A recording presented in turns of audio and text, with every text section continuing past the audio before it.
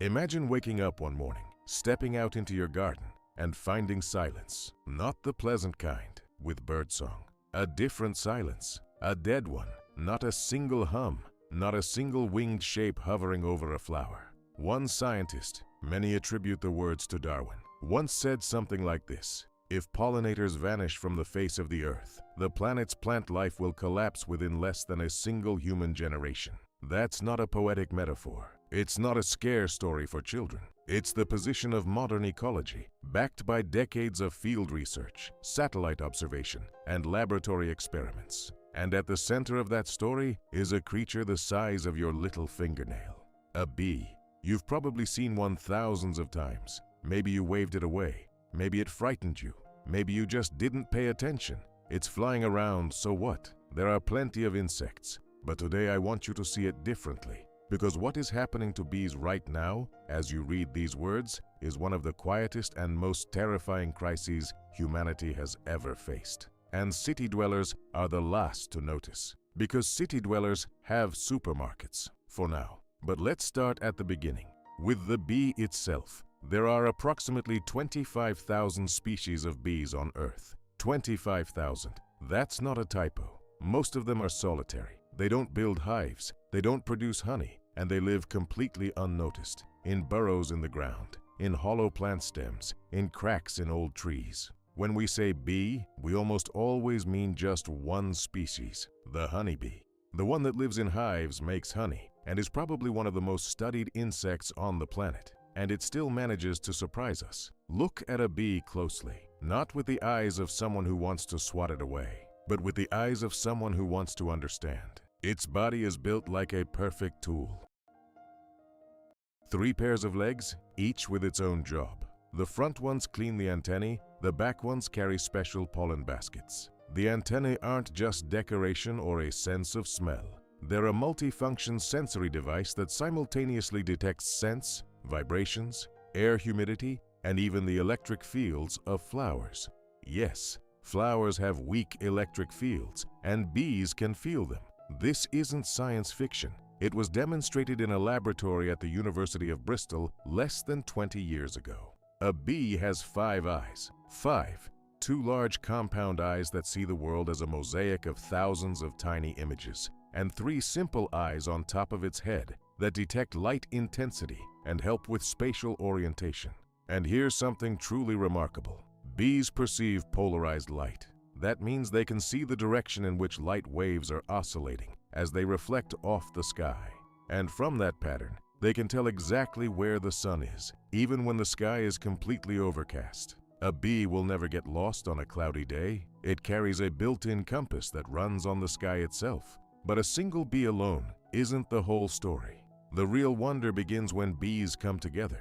A hive is not just a house full of honey. Scientists stopped describing it as a colony or a family in the ordinary sense long ago. They use a different word, superorganism. This means the hive functions as a single living entity, where each individual bee is not an independent agent, but a cell in an enormous body. No one gives orders. Nothing is controlled from the center. And yet everything runs with a precision that any human organization would envy. A hive has 3 types of bees. First, the queen.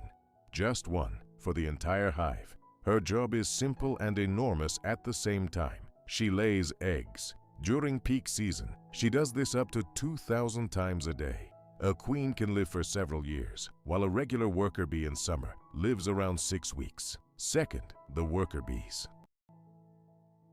All female, but none of them reproduce. They do literally everything else. Build combs, feed larvae, guard the entrance, collect nectar and pollen, and regulate the temperature inside the hive by fanning their wings with precision to within a single degree. Third, the drones, males. Their only function is to fertilize the queen. In autumn, when the season ends and the drones become a burden, the worker bees simply drive them out of the hive. No sentimentality. A worker bee doesn't stay in one role her entire life. She moves through a whole chain of jobs, each tied to her age. In her first days, cleaner and nurse. She tidies cells and feeds larvae. Then builder. Her glands start producing wax and she constructs the combs. Then guard at the entrance. And only in the last weeks of her life, when her wings are worn and her strength is nearly gone. Forager. She flies out for nectar. The most dangerous and most exhausting work goes to those with the least time left. There's something in that worth pausing to think about. And now we come to something that so astonished the scientific world that it took decades of debate before anyone took it seriously. Bees communicate, not with sounds, with dance. When a scout bee finds a rich source of nectar, she returns to the hive and literally performs a dance on the vertical surface of the comb. If the source is nearby, it's a round dance. If it's far away, a waggle dance in a figure 8. The angle at which the bee moves relative to vertical indicates the direction to the source relative to the sun. The duration of the central run communicates the distance. The intensity of the movement conveys the quality of the food. Other bees stand nearby, touching the dancer with their antennae, and they understand everything, without words, without maps, without GPS. This language was described by Austrian naturalist Karl von Frisch in the first half of the 20th century. The scientific community laughed. An insect transmitting abstract information about the location of an object seemed absurd. Decades passed before the skeptics finally admitted, yes, it can. In 1973, von Frisch received the Nobel Prize. A bee weighs less than 1 gram, and it can tell its neighbor exactly where to fly for food, using coordinates, an angle to the sun, and a quality rating of the source. Tell me, do you still think this is just an insect?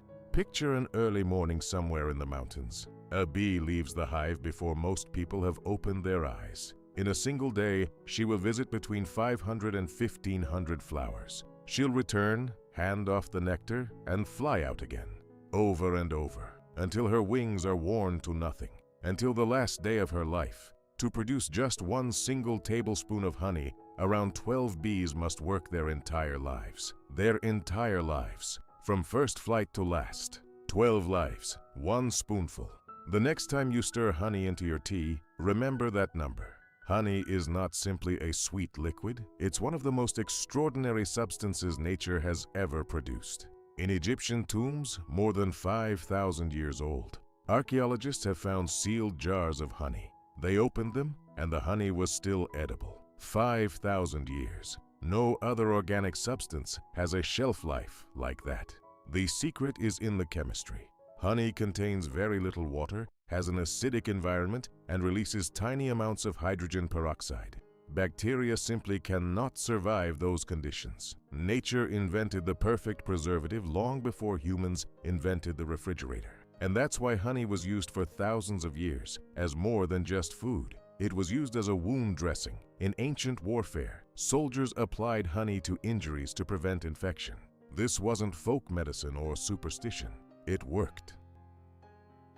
And it worked so well that field surgeons continued using honey dressings well into the wars of the 20th century, when antibiotics already existed but were desperately scarce on the front lines. Today, specially processed medical-grade honey is officially used in several countries to treat chronic wounds and burns. An ancient remedy turned out to be smart enough to outlast the entire history of pharmacology. But honey is just the beginning of what bees give the world.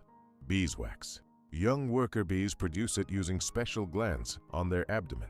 To build 1 kilogram of comb, a bee must eat around 8 kilograms of honey just to generate the energy needed to produce the wax. Humans have used beeswax for millennia, for candles, for preservation, for polishing wood, for making musical instruments, for cosmetics. Today, it remains indispensable across dozens of industries, from cheese making to aerospace, where it's used as a protective coating for precision parts. Propolis. Here is a substance most people know almost nothing about, and that's a real shame. Bees collect resinous material from tree buds, mix it with wax and their own enzymes, and produce a substance that is simultaneously a universal building sealant and an antiseptic. Inside the hive, propolis is used to seal every gap, coat the walls of cells, and protect the entrance. If a large object enters the hive that the bees cannot remove, a mouse for example, they will encase it entirely in propolis. Because inside the hive, sterility is non-negotiable. The hive is a living organism, and it defends itself. Scientists have identified over 400 biologically active compounds in propolis. 400. Among them are substances with antiviral, antifungal, and anti-inflammatory properties. Research is ongoing, and every year brings new findings about how this dark, sticky mass, which bees have been producing for tens of millions of years, might help modern medicine. Royal jelly. This is perhaps the most philosophically fascinating product of the hive. Imagine, larvae hatch in the hive. They are all genetically identical, completely. Same DNA, same starting conditions. But some of them are fed an ordinary mixture of pollen and honey, and they grow into worker bees. One larva, however, is fed exclusively on royal jelly, a special secretion produced by nurse bees, and that larva becomes a queen. Not a worker, but a queen. One that will live several times longer, grow to a completely different size, and lay thousands of eggs a day. The same creature, an entirely different destiny, all because of what it was fed. This is one of the most striking examples of how environment and nutrition can shape the fate of an organism more powerfully than its genetics. Royal jelly literally reprograms development. Scientists study its composition in hopes of understanding exactly how this happens and what it might mean for human medicine. But everything we've talked about so far, honey, wax, propolis, royal jelly, is honestly secondary. These are byproducts, valuable, extraordinary, important, but byproducts. The most important thing bees do, you don't eat and you don't spread on bread. The most important thing is pollination. Nearly half of all agricultural crops on the planet depend on insect pollinators. Not all of them are bees, but bees are the most efficient, the most numerous, and the most reliable of all. Avocado, the symbol of the modern breakfast, wouldn't exist without bees. Blueberries you stir into yogurt, without bees. Buckwheat, without bees. All stone fruits, cherries, plums, peaches, apricots, without bees. Almonds, which we call a superfood, depend almost entirely on pollination by honeybees. In California, where the vast majority of the world's almonds are grown, farmers rent millions of bee colonies every spring and truck them to the orchard specifically for this purpose. Without that annual ritual, there is no harvest. Economists have calculated the value of what bees do for free. The number is almost too large to take seriously, more than $500 billion per year. That is the contribution of insect pollinators to global agriculture. 500 billion every year. No days off, no vacations, no salary. But what happens when bees disappear? That's not a theoretical question. It has already happened. In a region in northern India, farmers applied pesticides heavily over several decades. The result was predictable and utterly devastating. Local pollinator populations nearly vanished. Pear orchards that had fed families for generations stopped producing fruit. And so the farmers did something that sounds like a scene from a dystopian novel. They began pollinating the trees by hand, every flower, individually, with a small brush or just a bundle of feathers. Hundreds of temporary workers came to the orchards each spring, climbed the trees, and did what bees had always done, for free, unnoticed, every day. This is not an ecologist's nightmare. It is a real story that happened in a real place to real people. And it shows with absolute clarity, we cannot replace the bee. We can try to imitate its work, but the cost of that imitation is incomparable, because a bee does it better, faster, cheaper, and at a scale that human hands can never match. A tiny creature weighing less than a gram holds up half our dinner table on its wings, and we barely notice until it's gone.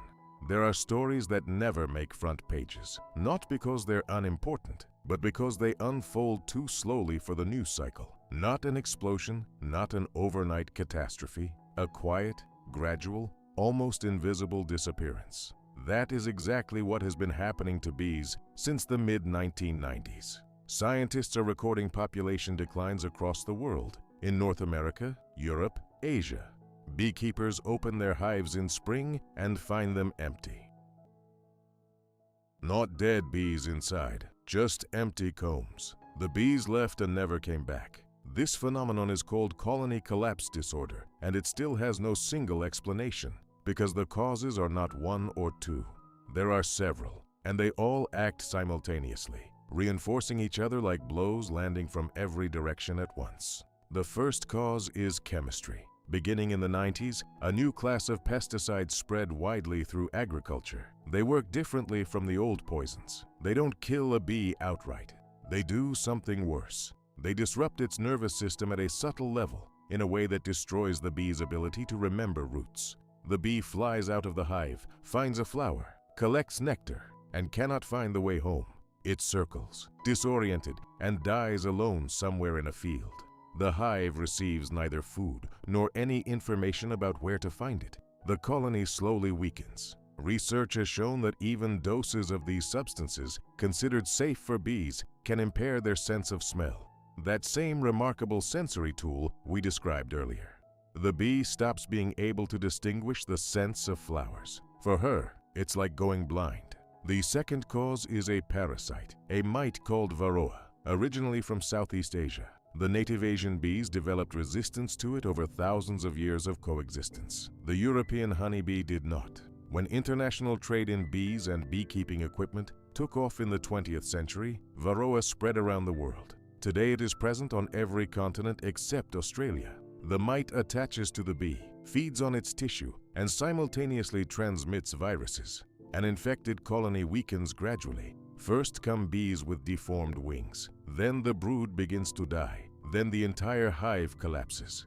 Without regular treatment, a colony is doomed within a few years. Beekeepers around the world spend enormous resources fighting varroa, and still lose often enough. The third cause is space.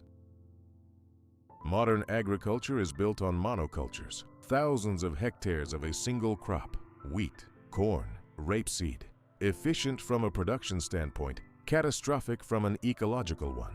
A bee cannot survive on one type of pollen year-round. She needs variety, a succession of flowering plants from early spring through late autumn. Where there were once meadows filled with dozens of species of grasses and wildflowers, there are now uniform fields. A bee colony in such a landscape is like a person locked in a store with just one product on the shelves. There's technically food there, but it's slow starvation. The fourth cause is climate. Winters are becoming unstable.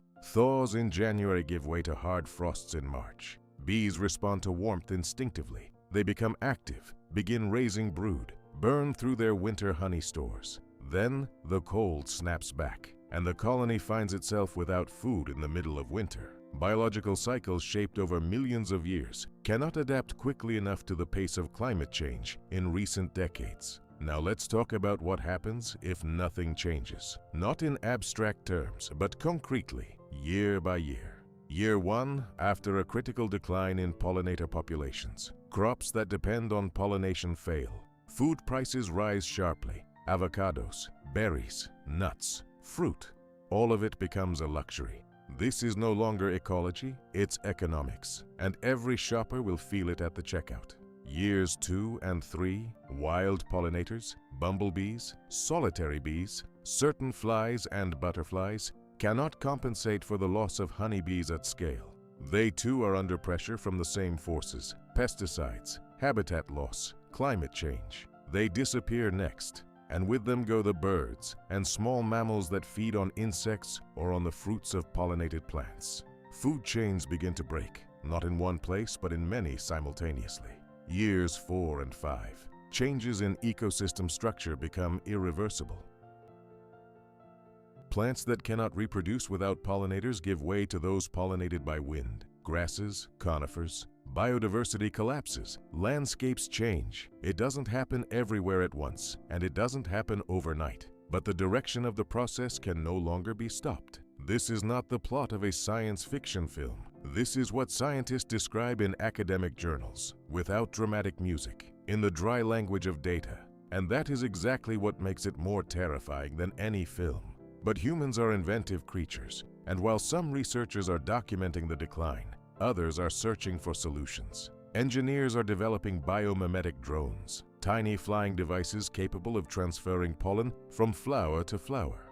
Japanese scientists built one the size of a hornet, coating its underside with a special gel that captures and holds pollen.